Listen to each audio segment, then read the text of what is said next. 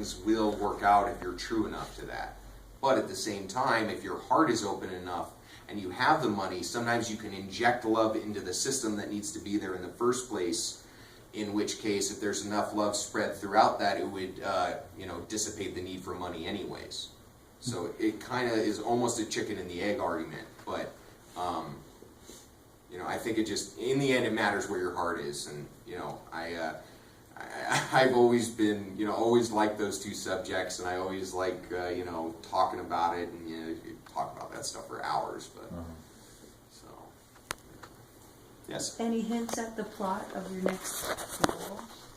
Well, I definitely leave it open at the end of this one. I can give away that it starts in Cuba, and I felt like that was a good place to start when I wrote this one. And the whole, not that immigration problems haven't always been there, but all the people coming over from Honduras and all that stuff was kind of real prevalent. And then the Cuba thing kind of being opened up right now kind of made me think that way. Plus, one of Jason's favorite things, and you'll see this throughout the book, so it's not really much giving it away, is Cuban sandwiches. Really, really loves Cuban sandwiches, and it's one of those things where he likes to eat them after he does something big or just to relax. It's kind of a very homey kind of comfort food thing, and so that was probably some of the thought process in taking it to Cuba. But one thing I'm looking forward for the next book especially is, while all of this is great, obviously, I had to spend, a good portion setting up the characters, giving some of their backstory, how he made it to New York and all of this other stuff. So the actual meat of the conspiracy doesn't start till about halfway through the book, which is totally fine, very entertaining before that, and kind of setting everything up. But in the new book, I can just kind of get right into it from the beginning and throw in all these interesting twists and turns right from the beginning and keep people reading. Chapters are a little bit longer in the next book. This one, they're all short. All the chapters are under 10 pages, so they're real short. But and it just kind of, I don't know in the end where the story's going to go. I just have a very bare skeleton, and I sit down and I create it, and that's kind of part of the fun. So I know where I'd probably like it to go and things I'd like to happen, but I sit down and write it, and wherever it takes me is wherever it takes me. I don't stop writing when I start. I don't fix my spelling. I don't fix my anything. I don't care if I badly misspell or badly do something. There's going to be plenty of time to go back over it and fix it afterwards. You just kind of have to get out the story. So it just feels really good when I kind of open up that very passionate vein and just kind of let it flow. So. I love your character development. Oh, thank you. I really, a lot of it are based on me. Some of it's based on me, characters, people I know in my life, just like probably any author or anything. But I've written short stories ever since I was little, and so this is just my first attempt. It'll get better as it goes along, I'm sure, at least I hope, and kind of looking forward to what's next. I'm very excited and just about producing the thing in the first place, so it feels really good. When did you know you wanted to be a writer? Well, I mean, I've always written like short stories ever since I was young. I can say that going through school, I mean, I was more of a sports fan when I was younger. I kind of wanted to be a play-by-play guy, do, broadcasting and stuff. Still wouldn't mind doing voice work. I love doing voice, radio stuff, but once I got into school, I kind of just went more after the writing. And the book thing kind of started basically, I had a goal when I turned 30 to put out my first book, and then make a commitment to myself to write a book a year after that. And I've had conversations with my mom and with other people about, maybe I'm not as far along in my life as I'd like to be, or I'm not as successful as somebody I see, and I can get down on myself. And and my mom's told me, friends have told me, if I turned 40 and I've written 10 books, it's bound to lead me somewhere. I don't know where yet. It's kind of like that delving into the unknown, and you're kind of scared, and it can be scary, but it can be exciting at the same time. And so I just it's almost a daily adventure every day, you know, kind of going through and trying to build myself up so I can have enough energy to produce this, and really seeing how everything's interconnected so I can produce good material. But just the passion level that I got when I first started writing it, and the energy that I felt just flowing, and actually being excited about it, being able to work on a book for 7 hours in a day. I thought I'd never be able to do that when I was younger, but I was very happy to with this, and that's one big thing that surprised me and kind of led me to the belief that maybe I should think about doing this. If people will read my book, it's good. But so yeah, it just brings me a lot of joy.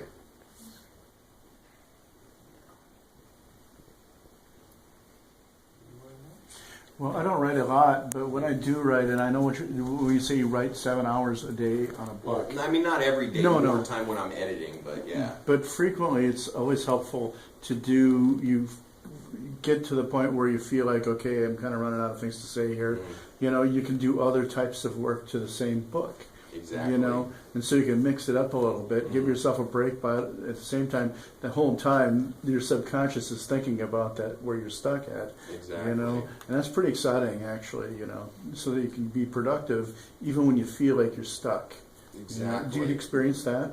Oh, I definitely do. I try to, you know, I usually don't write for more than two or 3 hours at a clip, because then my mind's still going, but my eyes start getting tired, and I know my ideas and thoughts aren't going to flow as well, because I can kind of get the idea of where the story's going.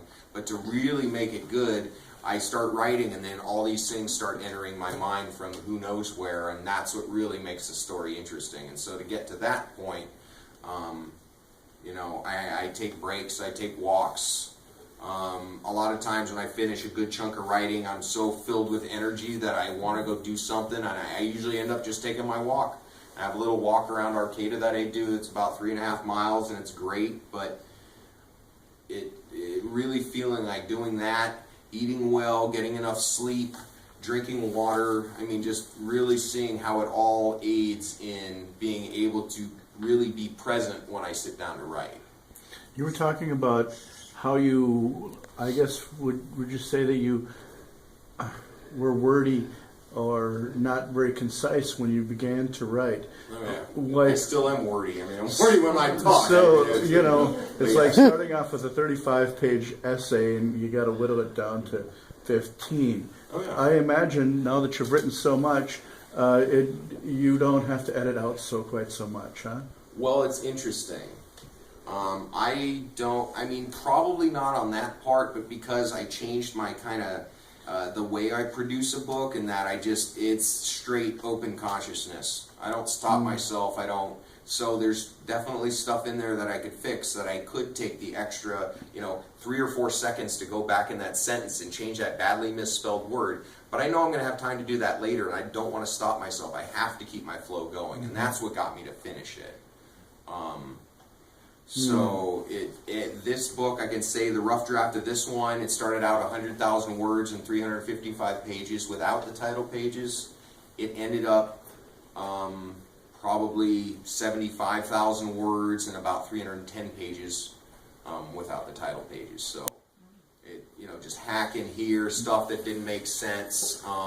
Had to change stuff around to get the timelines right, because it being my first, just keeping that stuff right.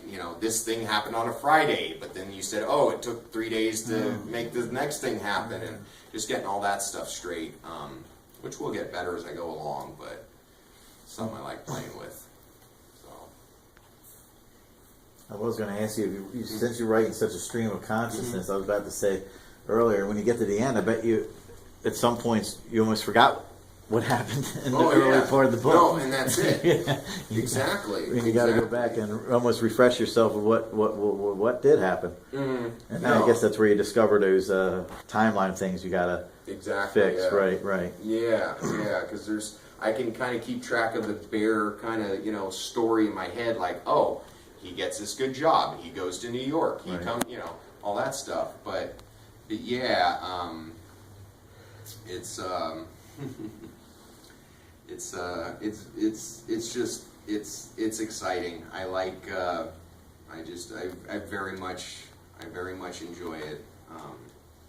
And it's interesting, you know, anybody that knows me that reads the book will find little quotes and passages throughout it going, oh, I can tell he wrote that, or, you know, I make a phrase about my mom's matzo ball soup that I thought was pretty funny when Jason's in New York and he gets takeout from this Jewish deli because he has this big, you know, food catalog that his boss left him in his new office. But so it's fun. I really to be able to not really kind of harness that stream of consciousness, but to be able to focus it is priceless to me. I feel like now that I've done that, when I don't do that, I feel off. I feel like something's wrong. I feel myself start to get, you know, anxious or, you know, be jerky or whatever. I don't know, but so it's very important for just expressing your feelings and everything. You know, expressing where you're at. And it's being confident and having faith in it too. Yeah, you know, exactly. Trusting the process and letting it work, which was interesting. I was just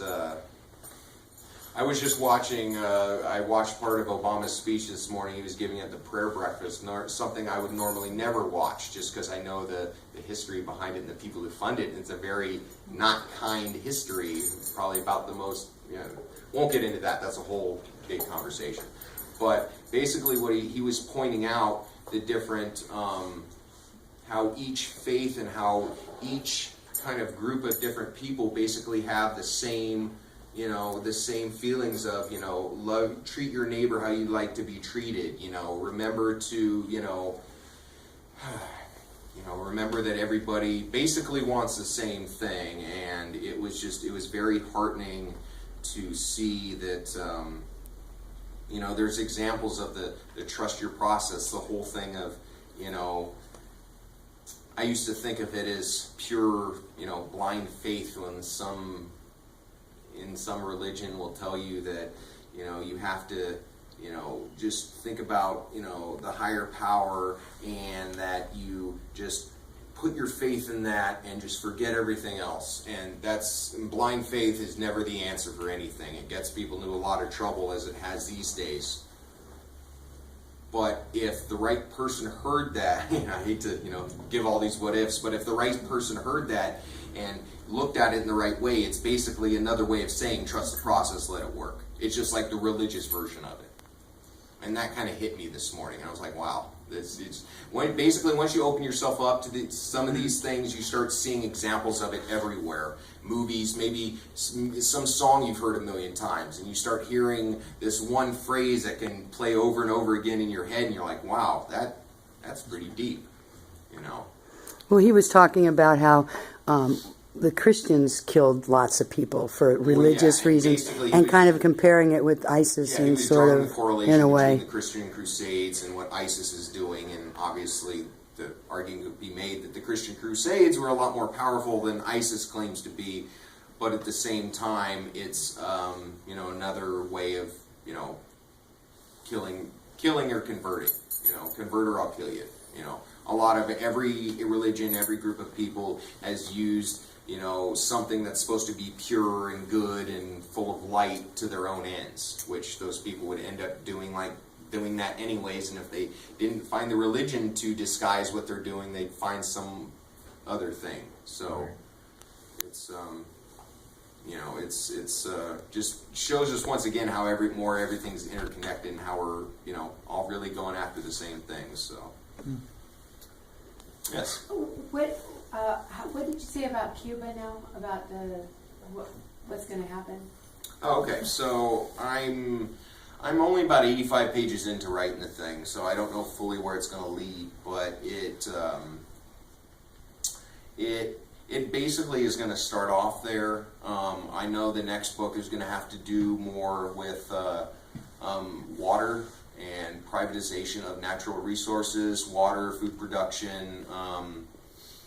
And then that's going to also weave back in cheap labor and probably bring back in insider trading. And once I go through each of these books, each of the successive books basically is going to be about a different about a different kind of arm or leg of the spider web, so to speak. So one book's going to be about water and natural resources. One might be more about the military. One might be about the pharmaceutical industry. Just kind of all the legs of, like, if somebody was really in a secret society that really wanted to control everything, they'd have to have each of these kind of legs to do it, which one could make the argument that that's what Bush was trying to do when he was first in. He had Cheney, who was the military guy. He had Rumsfeld, who was the pharmaceutical guy, which is one of the reasons I stopped using Aquafresh, because GlaxoSmithKline is the company that makes Aquafresh, and GlaxoSmithKline is also the company that makes Tamiflu, which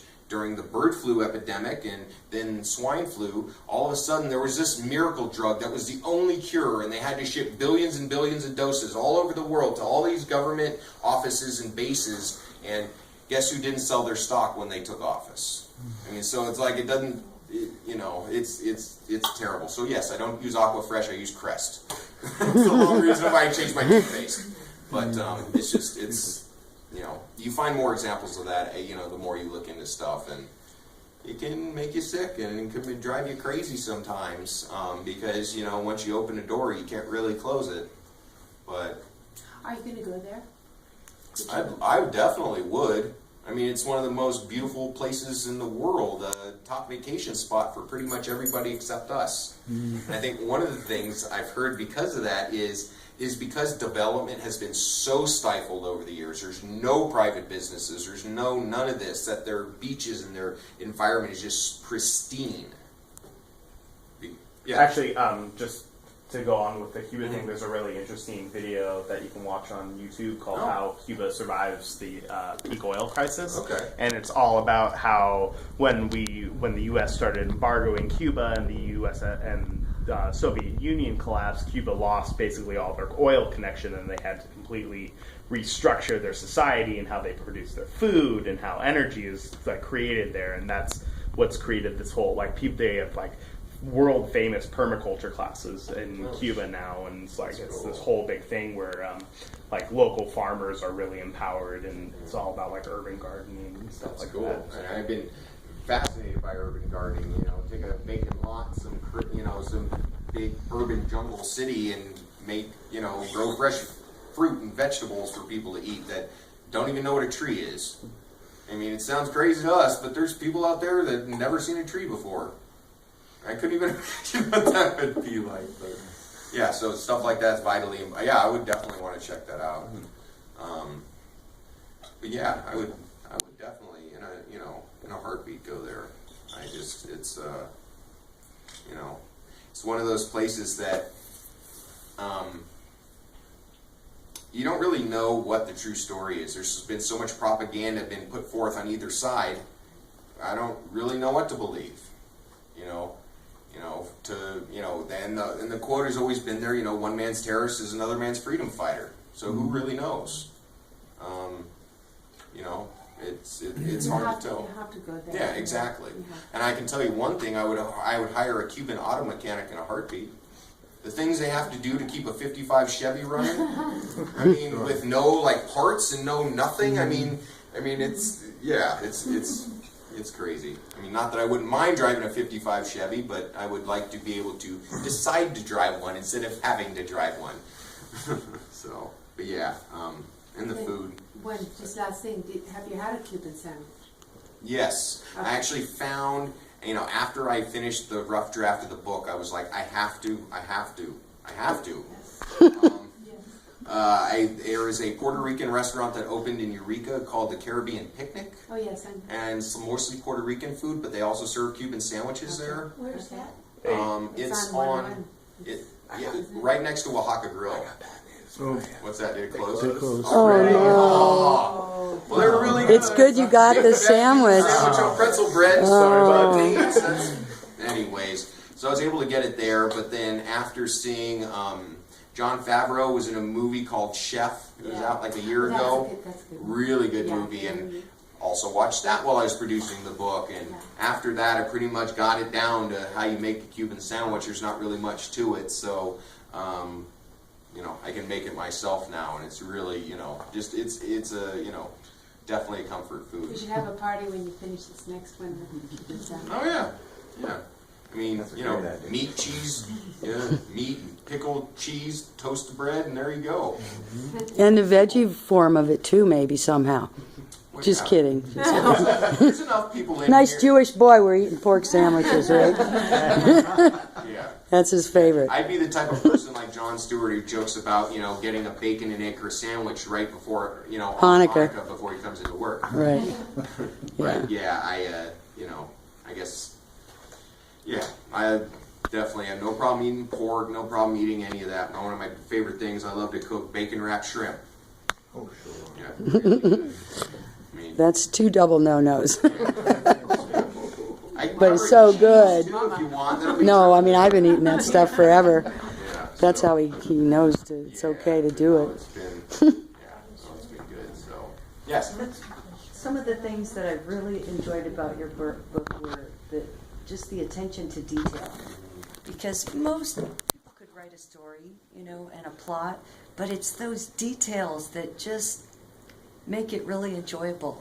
And one thing I really related to, because I have friends that live in the city, Sure. and you get there, it's late in the day, and they break out their stack of menus, delivery menus, and I can't think of that that's why company they're that- staying in yeah. the city, is they like that takeout, home Nice. delivered, and they've got several of each different cultural kinds of Oh, food. you can get anything. Yeah, and so when you brought that into the book, I was just smiling ear to ear, because it's that kind of detail that makes it so believable, like you're there in the story. And so I really like that about your writing style. And then I was also thinking that you were going to bring this whole New World Order thing into the schema of the multiple different plots for your Oh, yeah. sequels. No, and it will. Yeah. Yeah, and I have a rough idea where it's gonna go, but I don't, I'm Don't give not it sure. away, but No. yeah, we're all No, waiting in but yeah, and that's anticipation. exactly it. And then by the end of the series, by the end of everything all together, it'll all tie itself in. I'll have some crazy spider web going. I'll probably have to spend tons of time on outline just to keep storylines straight and keep everything together. But yeah, I don't know where it's going to lead. I don't know where it's going to lead me, because writing about that kind of stuff might make me want to do certain things. Nothing violent, of course, but just maybe I don't know whether it's Just don't go to Straight through Afghanistan downtown or Eureka. have a chopped off head. which is My son. funny Jesus because Christ. one of the first years or a couple years after I was up here, when Halloween still got crazy on the plaza, I saw 3 guys streaking down, and a few cops running after them. It's like, wow, this is really funny. It reminded me of how things used to be. But well, if there's anything else, I thank you all for coming. It's been thank you very much for allowing me to share my book, and it was a little tough just trying to get into places, let people, have people let me speak to them. So that's my honor to be able to speak to you and to share with you and everything. And